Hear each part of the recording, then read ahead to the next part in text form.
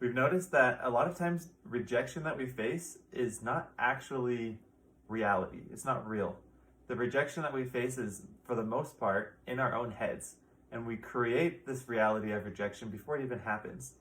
And what happens is we get so worked up in our heads and we are afraid and fearful of being rejected by somebody, whether that means offering being on a coaching call or being on a sales call or something with a potential client, or even just putting up a post on social media or promoting your business in any way, or even if maybe like a personal rejection, maybe it's you going out to eat lunch with a group of friends and there's some new people there that you're going to meet, and you're worried in your mind, you're worried that they're going to reject you.